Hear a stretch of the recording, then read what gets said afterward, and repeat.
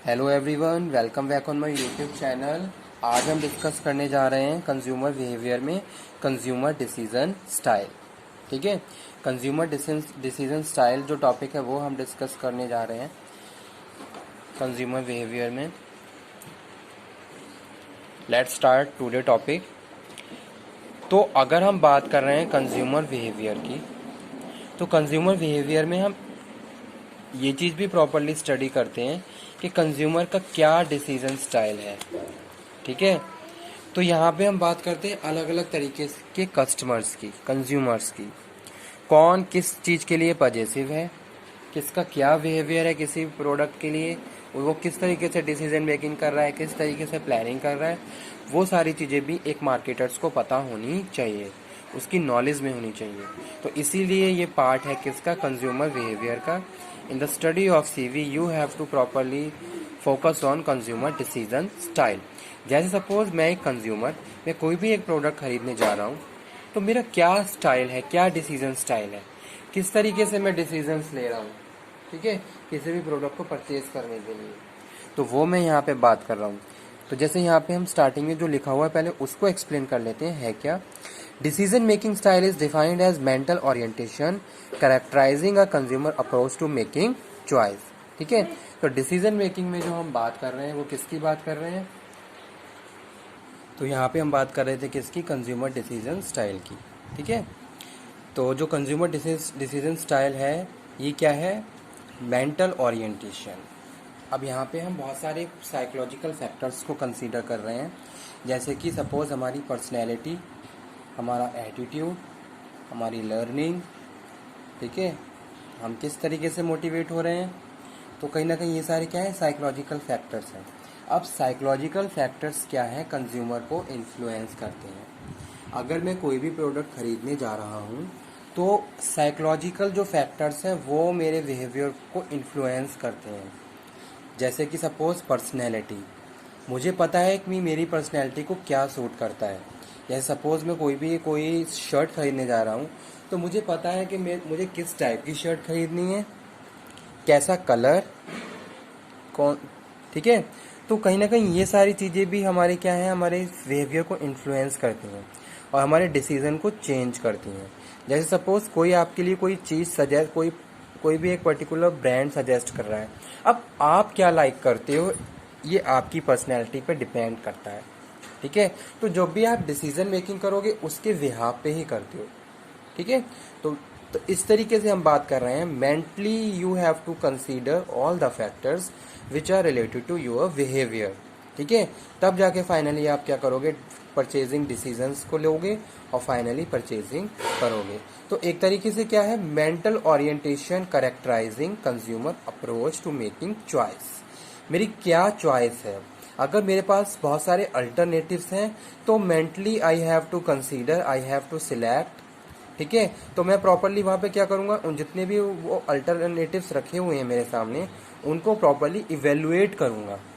ठीक है, कि कौन सा मेरे लिए कौन सा बेस्ट है, मेरी पर्सनैलिटी के हिसाब से, मेरे एटीट्यूड के हिसाब से, मेरी लाइकिंग के हिसाब से।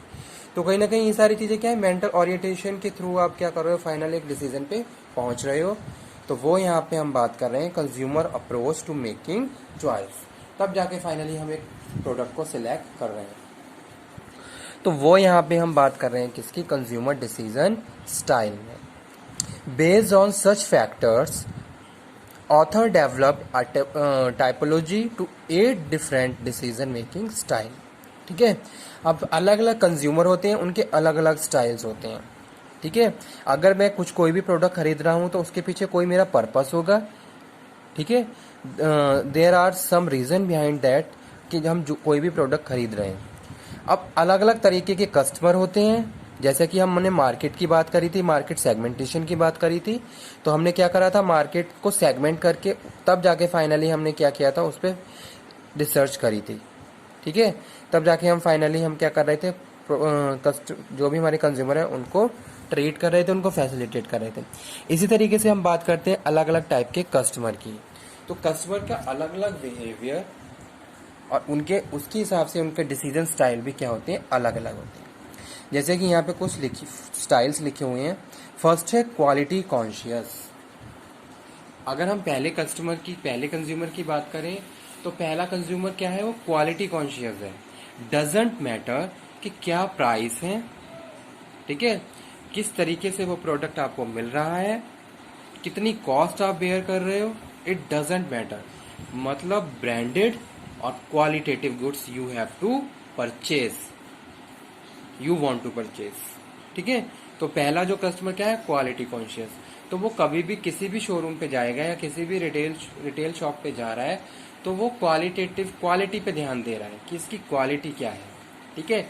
सबसे पहला वो पॉइंट जो कंसीडर कर रहा है किसी भी प्रोडक्ट को खरीदने से पहले कि क्या क्वालिटी है, कितना कितना लॉन्ग लास्टिंग है ये प्रोडक्ट, ठीक है। तो पहला यही। सेकंड है ब्रांड कॉन्शियस। दूसरा कस्टमर क्या है, ब्रांड कॉन्शियस है कि अगर कोई भी एक ब्रांड लगा हुआ है प्रोडक्ट के ऊपर, डन, उसको उसने क्या कर दिया, तुरंत डन कर दिया, ठीक है।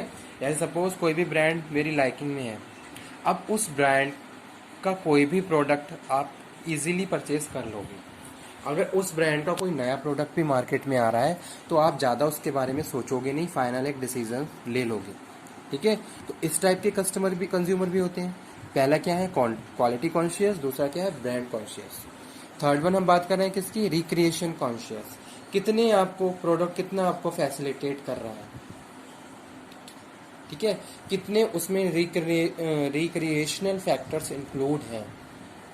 आपने देखा होगा मार्केट में बहुत सारे ऐसे प्रोडक्ट आते हैं जो एक तो ड्यूरेबल है, दूसरा प्रोडक्ट के साथ साथ बहुत सारे ऐसी स्कीम्स भी आपको मिल रही हैं जो आपको बहुत ज़्यादा आपके लिए एज अ रिक्रिएशनल फैक्टर्स काम कर रही हैं, ठीक है।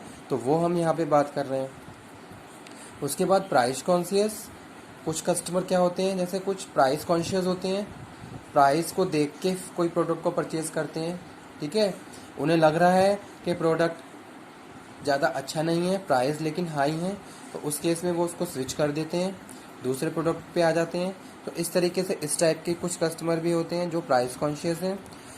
Fashion conscious also a very important types of decision style in today market world, ठीक है। जैसे जैसे फैशन चेंज हो रहा है, जैसे जैसे इनोवेशन आ रहा है, वैसे वैसे कस्टमर की नीड वांट डिज़ायर भी चेंज हो रही है। तो एक तरीके से क्या है, उनके डिसीजंस भी चेंज होते रहते हैं। तो फैशन कॉन्शियस कस्टमर भी होते हैं, इम्पल्सिव भी होते हैं जो थोड़ा पॉजिटिव हैं किसी प्रोडक्ट के लिए, कंफ्यूज्ड भी होते हैं। अगर आपके पास बहुत सारे अल्टरनेटिव्स रखे हैं तो you are little bit confuse about which one you will select, ठीक है। अगर चार अल्टरनेटिव हैं, चारों क्वालिटेटिव हैं, ब्रांडेड हैं, तो वहाँ पे आप क्या हो जाओगे, कंफ्यूज हो, ठीक है। तो इस तरीके के कंज्यूमर भी हैं। और ब्रांड लॉयल भी कंज्यूमर होते हैं जो एक ब्रांड को स्विच करके दूसरे ब्रांड पे जाते ही नहीं हैं। तो इस तरीके से ये थे आज कंज्यूमर डिसीजन स्टाइल्स, जो अलग अलग बेसिस पे अलग अलग कंज्यूमर प्रीफर करते हैं, फाइनली डिसीजंस लेते हैं परचेजिंग के लिए, ठीक है। तो ये आज का टॉपिक ये इतना ही, ये यहीं पे मैं फिनिश कर रहा हूँ कंज्यूमर बिहेवियर में कंज्यूमर डिसीजन स्टाइल्स। तो जब भी कोई भी कंज्यूमर है कोई भी प्रोडक्ट खरीदेगा तो सबसे पहले उसकी प्लानिंग करेगा, उसके लिए डिसीजन लेगा, तब जाके उसको परचेज करेगा। परचेज करके उसका पोस्ट परचेज बिहेवियर और उसका जो क्या एक्सपीरियंस रहा, सारी चीज़ें हमें क्या करनी है, प्रॉपरली स्टडी करनी है। तब जाके फाइनली हम किसी प्रोडक्ट को फ्यूचर के लिए या प्रेजेंट में फैसिलिटेट कर सकते हैं, ठीक है। यानी कि आपको कंज्यूमर का हर एक एस्पेक्ट के बारे में प्रॉपर पता होना चाहिए अगर मार्केट में आप कोई नया प्रोडक्ट लेके आ रहे हो, ठीक है। तो ठीक है, okay, thank you very much आज के लेक्चर के लिए। कोई भी पॉइंट नहीं अगर आपको समझ में नहीं आया हो तो प्लीज़ दोबारा से मुझे कांटेक्ट करके मुझे बता दीजिए, ओके।